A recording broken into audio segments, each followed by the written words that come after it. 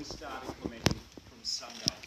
We've been very transparent and we've discussed our policy platform with great clarity with the Australian people. We could have chosen to take the low road, been a small target opposition, hope that the government will fall over under the weight of its own incompetence and mismanagement. But we have decided instead to offer the Australian people a positive agenda. We've put out costed policies, more costed policies, with more detail than any opposition in 30 years. So we stand by our measures and we look forward to convincing the Australian people by 6 p.m. tomorrow night that we're ready to govern in the interests of all Australians. Mr. Shorten, one of the faces. Sorry, You were straight up called a liar by Malcolm Turnbull about what you do for Medicare, but you've stopped short of returning the views. Why is that? Because I'm running for Prime Minister, I'm not running for Chief Name Caller of Australia. Do you remember when Malcolm Turnbull promised a whole brand new form of politics 9 months ago? What a disappointment he's been. He has shrunk into this job. I'm not interested in calling Mr Turnbull any particular name. I don't think Australians want that sort of politics. In fact, Mr Turnbull spent most of the last 8 weeks talking about us. I think if you look at his last-minute address to the National Press Club yesterday, he spoke about Labor. He spoke about myself on 9 occasions. He's hung up about us. We're interested in the Australian people. Now, the facts of the matter are that his budget released on May the 3rd does contain dreadful cuts to Medicare. The facts of the matter are that he is scrapping the bulk billing incentives in the future for x-rays, for blood tests. The facts of the matter is that he is freezing the GP rebate. No less a person than the new president of the AMA has said in response to the long freezes of the GP rebate, he said not only are they unsustainable, he has said GPs are at breaking point. The Royal College of Australian GPs has said that 14.5 million patients will pay more to see the doctor. Mr Turnbull is running scared of the reaction of the Australian people. Australians don't like it when Conservative governments mess with Medicare. Mr. Shorten, this morning on the Element Tour you said, I don't believe in second place being honourable. So does that mean that if you lose tomorrow's election, you won't put your hand up again for the Labor leadership challenge? Well, in fear of repeating myself, I'm determined to win the election. But I'm talking about if you lose. Well, I guess I'm talking to millions of Australians who want to see Labor lunge with every inch of energy towards the finishing line. Labor's been on a journey for the last 3 years. 3 years ago, we were not united, and now we are. We've put forward a policy agenda, and my whole team, and I want to thank all of my members of caucus and the broader Labor movement for the policy work we've done. In the last 8 weeks, we committed in a determined fashion to talk about our story, our positive visions for jobs, education and Medicare, for NBN, for a Royal Commission into the banks, for fixing up childcare, for defending apprenticeships. And we've spoken about our agenda across many tens of thousands of kilometres in little town halls and in big meetings, on telephones, we've written to people and at the doorstop and also at railway stations. I'm very confident that Labor can win this election. So when you ask me about what happens next, what I say to you is that there's millions of Australians who are putting and pitting their trust on Labor, and I say to these people, we do not give up, and we are confident, we believe there's a good chance we can win this election. Mr. Shorten. Mr. Shorten, do you feel like strangling Daniel Andrews' firefighters posed over the damage that the CFA dispute has done to your company in Victoria? You know, I don't feel like ever strangling anyone, to be honest. More seriously though, the CFA dispute has been a long dispute. It is greatly disappointing. See, I know what volunteers do. They're the heart of the CFA. I know how hard career firefighters work. I've seen the work of purely volunteer brigades, and I've seen the work of integrated stations. People work side by side. I've never met a firefighter who's not completely committed to the safety of Victorians and Victoria. How do you this is an important issue. I don't want to rush the answer. So I get that this dispute is greatly frustrating. But what I also know is that in every dispute there's a start, a middle, and there will be a conclusion. And what I also know is it's a state issue. And I understand that whilst Mr Turnbull is keen to, use people as pawns in his pursuit of federal political power, the solution to this dispute lies in the hands of volunteer and career firefighters, the state government and the citizens of Victoria. I'm very confident it'll get fixed. On that same subject, About your colleagues making threats of retribution towards Mr Andrews, and do you think this issue will cost you seats in Victoria? No, it's a state issue fundamentally.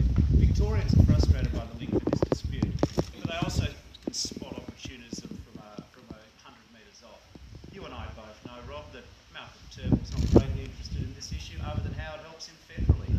The real truth of the matter here is that we need this dispute to be resolved, but the people most qualified to resolve this dispute are volunteer, career firefighters, the state government, and the communities of Victoria. Of that I have no doubt. Mr. Shorten, Shorten, just same Mr. subject. Shorten. Well, we've announced a $15 million grant funding for the National Indigenous Congress. I think the best voice for Aboriginal people is the voice they choose. So we think that the more you empower communities to have a say politically over their future, that's the best way forward. In terms of Mr Abbott and Mr Turnbull's structures, we're not going to go and change things on Sunday if we're elected, but I want to make it perfectly clear. Unless you empower Aboriginal and Torres Strait Islanders to have a say in their own future, things won't get better. I will cite as a bit of a footnote my personal pride that under my leadership we have more Aboriginal and Torres Strait Islanders running for the Labor Party than ever before in the history of our party nationally, and they're running in winnable seats, and I certainly recommend a vote for Tammy Solinek in Western Australia. Mr. Shorten, Mr. And Shorten, Linda Burney in Bath. Mr. Just Shorten. in addition on Indigenous affairs, there's been criticism that there hasn't been an integrated policy from either side of politics to address the crippling disadvantage First Australians hold. Sorry, Dan. I just wonder how Aboriginal Australians can have any confidence in either of the major parties, and also what would you do with the Indigenous Affairs Department? Would you move it out of Prime Minister and Cabinet? Well, first of all, I've spoken about Indigenous policy on 3 or 4 separate days of the campaign. The very first announcement I made in this campaign was at Cairns West Primary School all those days, 8 weeks ago. And that was about committing to having more Indigenous teachers. Currently, the school population of Australia has about 4 to 5% of the kids are Aboriginal and Torres Strait Islanders, but only 1% of the teachers. That's not good enough. So we're going to help sponsor and support more young Aboriginal people becoming teachers and the role models for young Aboriginal and Torres Strait Islander kids. We've also committed to closing the gap, and I spoke at the 25th anniversary of reconciliation about the importance of having practical reconciliation and symbolic reconciliation. I think what I'm particularly looking forward to in the new parliament if we're elected is I'll have Linda Burney joining me. She's been Deputy Leader of Labor in New South Wales. I've got Pat Dodson, the father of reconciliation in the Senate in Western Australia. I'll have Malandiri McCarthy running in the Northern Territory, replacing the very capable Nova Peris. And of course we've got Tammy Solinek, who's a very skilled academic and historian representing Labor in Western Australia. And of course we're running some other very good candidates in seats admittedly harder to win. But I'm looking forward to the Labor Party being a party which gives Aboriginal people not just a say in policy, but puts Aboriginal Australians into Parliament, making laws affecting their own people. In terms of the departmental administrative arrangements, one thing we have said is that the operation, Tony Abbott put everything in Indigenous affairs into Department of Prime Minister and Cabinet. What we're going to do is move the line operations back to the line departments. We'll keep the policy operations Department of Prime Minister and Cabinet. 2 other things, because they don't get a lot of bearing in this election. One is trachoma is unacceptable. The rates of trachoma are unacceptable in our Indigenous communities in Australia. We have rates of trachoma which would make a third world nation blush. We should be smarter and more generous and capable of resolving that. It's part of my general desire to close the gap in healthcare, so we put money alongside to target that. We've also made it clear that we want to close the justice gap. It's unacceptable in Australia in 2016 that a young Aboriginal man of 18 is more likely to go to jail than to university. So it is an important issue for us. Again, I have to wrap up that question, say that, and our general schools policy is going to provide loadings for schools which have high proportions of Aboriginal kids at school. And of course, Medicare. The fact of the matter is, this operation here, which is remarkable, and you ought to pick up the great sense of community here, it depends upon bulk billing. When Mr Turnbull says that there are no cuts to bulk billing, just speak to the GPs who operate here. Mr Turnbull cannot be trusted on Medicare. His cuts will literally harm the opportunities for Australians who don't enjoy great health outcomes, because he'll increase the price of medicine, he'll decrease the chances of bulk billing, he'll increase the cost of going to the doctor. Mr. Shorten, What's your advice to the swathe of independent senators that are likely to be elected? Well, my advice first of all is to the people thinking about vote them. Don't take the long way round to a better Australia, just vote Labor. And in terms of the independent senators, we'll just see who the electorate pick. Remember, Mr Turnbull changed the voting system in the Senate.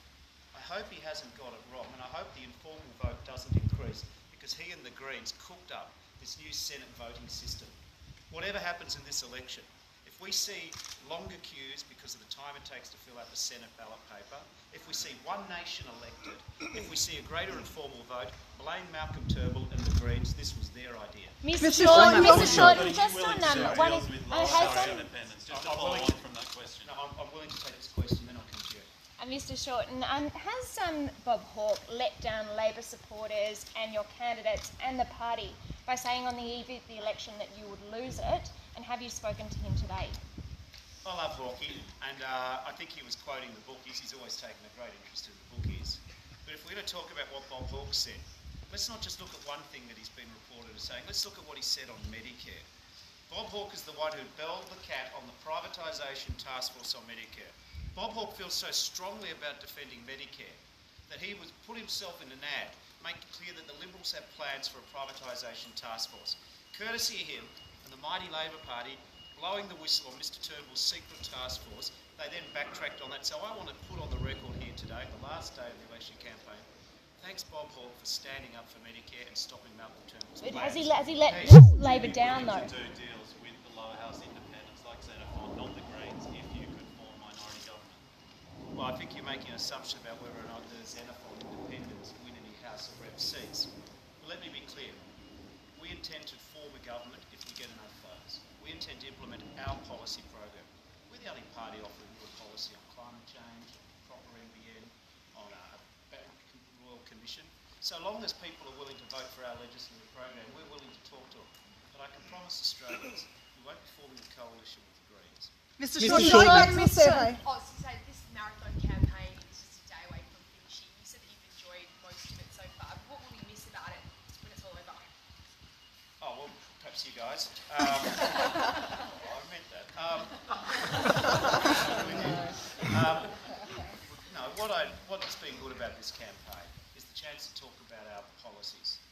Opposition's a long journey. I've said that I wouldn't have replaced any of the last 1,030 days. You know, the good days and the bad days. I wouldn't change anyone in my team who's worked alongside us.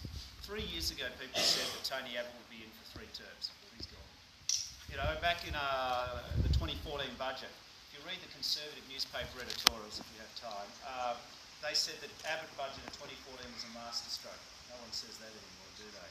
Remember when Malcolm Turnbull took over and rolled Tony Abbott out 55-45? Everyone said this was the end of the two-party political system. We're in for an era, a generation of Turnbull. I'm sure everyone's saying that now. So what I love about my party and what I love about the last few years is we've been preparing for this election. We are united. We have put together a policy agenda. I know not every Australian agrees with every idea we're putting forward, but no one can say that we're shortchanging the Australian people and hiding what we want to do. What we've done is take Australians into our trust because we want to tell them what we want to do. We want to tell them what we'll do on apprenticeships in TAFE, make sure our schools and universities are properly funded, reinstate some of those CSIRO cuts which are so dreadful for the future of science. We will have a Royal Commission into the banking industry. We'll make sure that we have first-class NBN. We'll make sure that we have a manufacturing industry in Australia that will stand up for steel. We'll make sure that first home buyers have the opportunity to compete equally in the housing market. We'll ensure that we'll close the gap in Indigenous disadvantage. We'll make sure that women receive more equal treatment and take real action on climate change.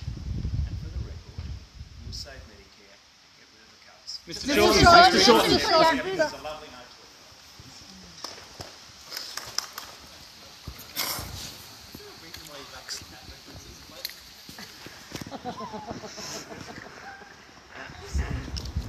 I'm not interested in strangling anyone or anything.